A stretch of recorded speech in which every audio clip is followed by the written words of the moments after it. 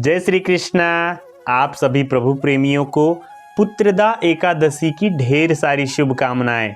जैसे नाम से ही पता चल रहा है कि पुत्र के लिए रखा जाने वाला एकादशी व्रत, तो पुत्रदा एकादशी की व्रत कथा इस प्रकार से आती है। द्वापर युग के प्रारंभ में महिष्मति नामक एक राज्य था, जहां महिजीत नामक राजा राज्य करते थे, परंतु राजा का कोई पुत्र नहीं था। राजा पुत्र शोक के कारण बहुत दुखी रहा करता था।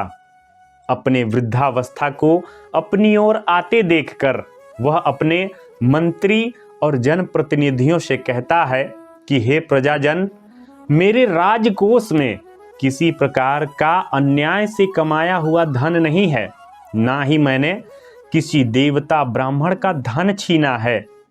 मैं अपनी प्रजा को अपनी पुत्र की भांति लालन पालन करता हूँ, सभी के साथ एक समान व्यवहार करता हूँ, मैं किसी से घृणा नहीं करता हूँ, फिर भी मेरा पुत्र नहीं है। इसका क्या कारण है? आप मेरे शोक को दूर करने का कोई उपाय कीजिए।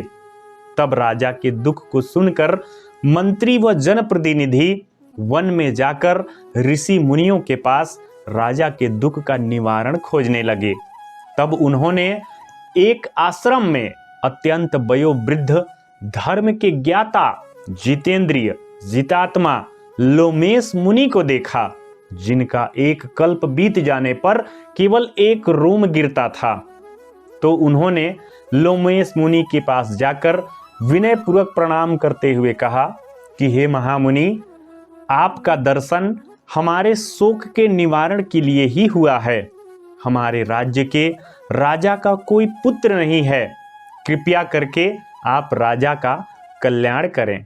तब लोमेश मुनि ने अपनी आंखें बंद कर राजा के पूर्व जन्म को देखा और कहा कि राजा पूर्व जन्म में एक वैश्य था, एक व्यापारी था। गरीब वैश्य होने के कारण राजा ने अपने जीवन में कई बुरे कर्म किए। वह एक गांव से दूसरे गांव जाकर व्यापार किया करता था। एक दिन की बात है, एकादशी की तिथि थी। वह अपने घर से सामान लेकर दूसरे गांव व्यापार करने के लिए निकला, लेकिन वह दूसरे गांव पहुंच नहीं पाया और बीच रास्ते में ही शाम हो गई। शाम हो जाने पर उसने जैसे तैसे भूखे प्यासे वहीं पर रात बिताई। दूसरे दिन द्वादशी की तिथि पड़ी। द्वादशी की तिथि में वह उसी गांव को जाने के लिए निकल पड़ा। जब वह निकला तो रास्ते में एक सुंदर सा तालाब दिखाई दिया।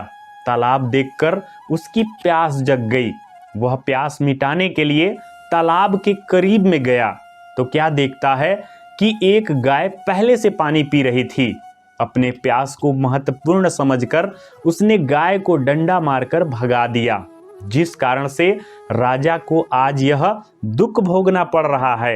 एकादशी की तिथि को वह भूखा रहा, जिस कारण वैश्य से वह राजा बना, और गाय को द्वादशी तिथि को वह पानी पीने से वंचित किया, जिस कारण आज राजा को पुत्र शोक का दुख भोगना पड़ रहा है।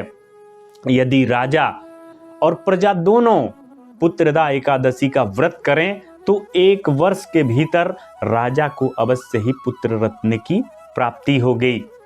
तब जाकर राजा और प्रजा ने पुत्रदा एकादशी का व्रत किया तो 1 वर्ष के भीतर में राजा को सुंदर राजकुमार की प्राप्ति हुई। इस कथा का श्रवण और पाठ करने से व्यक्ति के सभी पापों का विनाश हो जाता है, वह श्री हरि की विशेष कृपा प्राप्त होती है। जय श्री हरि।